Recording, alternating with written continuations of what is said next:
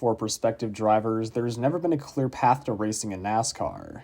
Elite driving skill and money have been the two common denominators throughout the sport's history, but at some point along the way, every driver in NASCAR had to hone in their driving skills through multiple other racing series.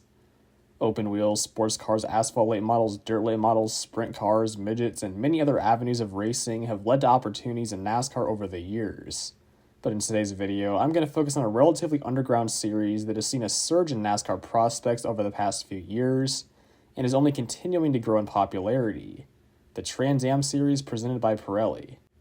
Trans Am has gone through many eras since its founding in 1966, and while it is certainly long past its early 70s golden era when the nation's most accomplished road racers and prominent manufacturers flocked to take part, or even up to the early 2000s before the premier TA class became a retirement league, in the recent years, the TA2 class has become a hotspot for NASCAR prospects. The class, which began in 2010 as a cost-effective and power-restrictive alternative, quickly gained just as much, if not more, notoriety than the Premier class, all thanks to shared NASCAR weekends at select road courses. The class was also aimed for amateur drivers, so it was open to any NASCAR drivers who could land a ride with one of the teams. In 2014, Ty Dillon was the first to take advantage of this extra practice time ahead of both his Road America and Mid-Ohio races in the Xfinity Series. Driving for Miller Racing in both of his TA2 stars, Dillon's presence in this series was akin to an F1 driver entering the Cup Series, and he fared well with a fourth place in his debut before succumbing to a mechanical failure in his second start. As the TA2 car counts continued to rise into 2015, Trans Am began racing them separately for select race weekends. That season, the H. Scott Motorsports development drivers Justin Haley and Scott Heckert each took part, with Haley racing 6 times for Mike Cope Racing and even coming up a close second to the class winner Adam Andretti at COTA. Returning to Mike Cope Racing for 2016, Haley managed to squeeze in the full Trans Am schedule on top of his full-time K&N Pro Series East schedule. On the NASCAR side, Haley improved significantly from his rookie East Series season, only finishing outside the top 5 a single time and winning the championship. While in Trans Am, he once again came up just short of a win and was only able to finish 6th in the points. The Road America round in 2017 saw back-to-back Stadium Supertruck champion and NASCAR prospect Sheldon Creed win in dominating fashion over the defending TA2 champion Tony Buffamonte. It was just Creed's 4th start in the series, and while it would turn out to be his final, the 2018 season finally saw the NASCAR floodgates open for many more top prospects. The catalyst was Joe Gibbs Racing, who teamed up with the aforementioned Mike Cope Racing during the shared NASCAR weekends. At Mid-Ohio, Brandon Jones and Christopher Bell both made their TA2 debuts in the Mike Cope Ford Mustangs and crossed the line in P3 and P6 respectively, although Jones was bumped down to 4th after officials deemed there to be avoidable contact in his final corner pass on fellow NASCAR driver and TA2 team owner Scott Lagasse Jr. Also in the field that day were Chase Briscoe and Bill Elliott, but their days were both cut short with mechanical failures. In the next round of Road America, Christopher Bell was swapped out for Matt Tifft, who finished a runner-up in his debut, while the Roush prospect Ty Majeski even outdid that by winning in his debut behind the wheel of the bright orange Newman Wachs Racing entry. In 2019, the shared NASCAR weekends were once again littered with NASCAR prospects, as word had begun to spread that TA2 was some of the best experience young drivers could get ahead of a NASCAR road course race. Not only do the cars handle very similarly to NASCAR stock cars according to the drivers of both, but with restricted power in TA2 as compared to the TA class and field sizes upwards of 25 drivers, TA2 is also gaining a great reputation for its competition. That reputation led to some earlier low-level NASCAR prospects taking a risk and running full-time in the series in an effort to stand out from the rest. The first of these was Lawless Allen, who made the switch to road racing after racking up 7 wins the year prior in asphalt late models. Competing full-time for Mike Cope Racing, Allen finished his rookie TA2 season with 3 top 5s and 9 top 10s across 13 races, and his gamble in the series paid off quite well as he went on to earn his first 2 Truck Series opportunities as a road course ringer a little over 1 year later, which then transitioned into full-time NASCAR racing beginning in 2022. After a pandemic-interrupted 2020 season, the 2021 TA2 class saw Connor Mozak follow in Allen's footsteps by making the switch from oval to road racing in hopes of entering NASCAR as a left-turn specialist. Driving all year for Scott Lagasse Jr.'s Team SLR, Mozek adapted very quickly and finished third in points after winning at Watkins Glen. His promise was recognized by many big NASCAR teams, including Joe Gibbs Racing, who gave him his first Xfinity Series start the following year, and multiple ARCA starts in 2023. While Mozek initially struggled in NASCAR and became known for frequently crashing, his consistency improved noticeably this past season, and he made the most of his part-time opportunities. In 2022, Mozek returned for a second full-time season in TA2, and again came out on top at Watkins Glen, but apart from the champion Thomas Merrill and other regular winners such as Rafa Matos and Mike Skeen, the spotlight was on the 14-year-old rookie Brent Cruz.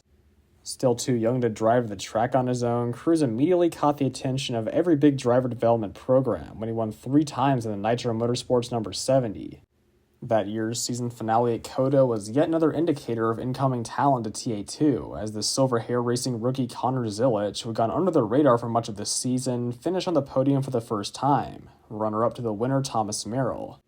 After multiple years of growth in this series, slow at first and then rapid in 2021 and 2022, the 2023 season was finally what introduced TA2 to many NASCAR fans, as Connor Zilic turned into an overnight sensation, winning 5 TA2 races, 4 Mazda MX-5 races, and signing on as Trackhouse Racing's first development driver ahead of the 2024 season, all at just 17 years old.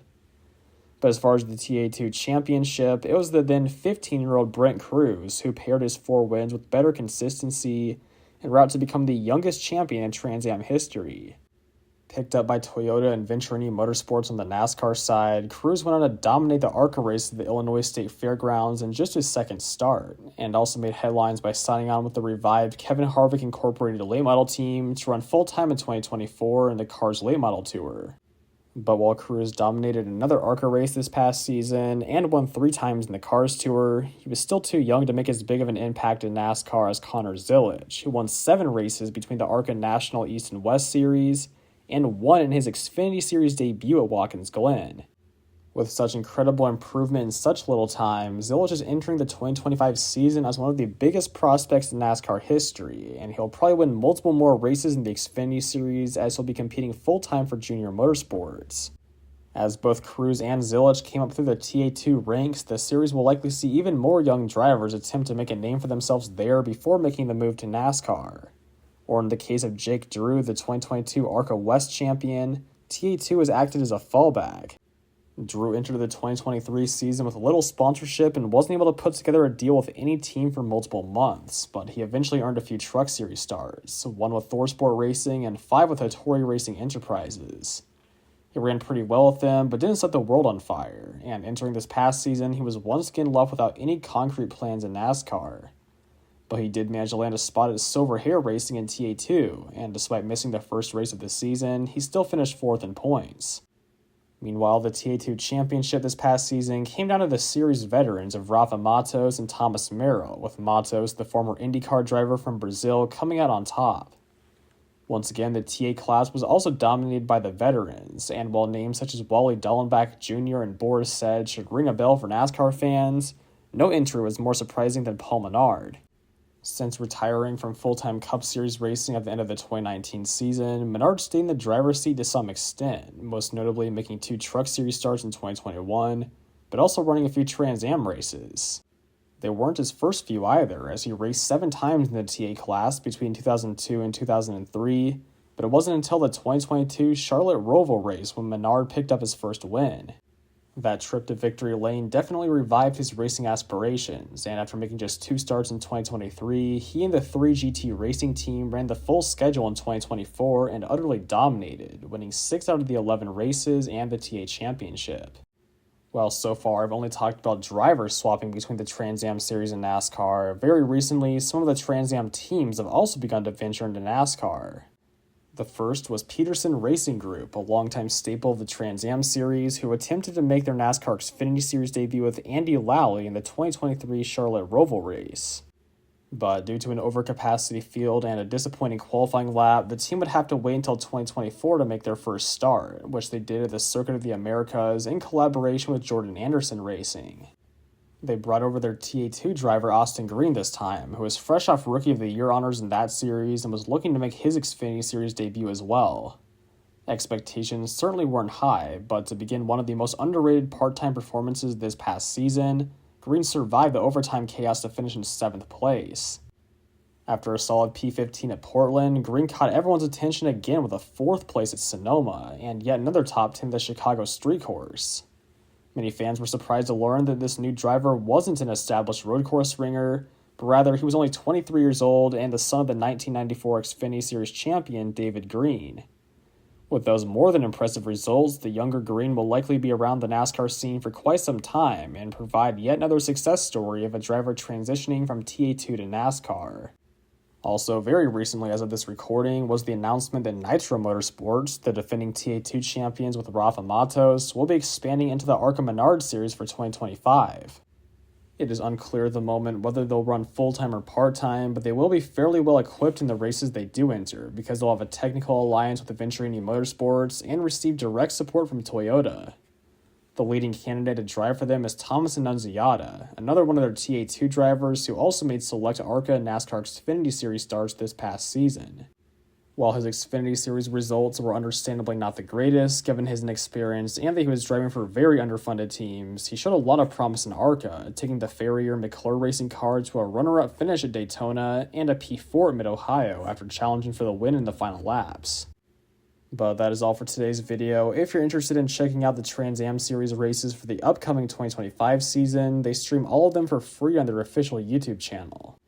I predict, based on many of the recent success stories from the TA2 series, that it'll soon become in conversation with the ARCA, if it is not already, as the most popular series for NASCAR teams to scout for talent.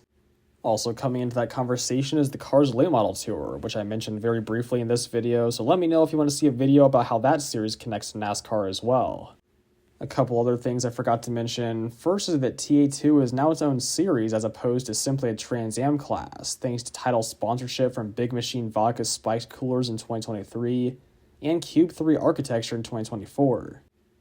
Also, Trans Am has featured its own standalone Western Championship since 2017, where this past season, Michael LaPaglia won the TA2 Championship.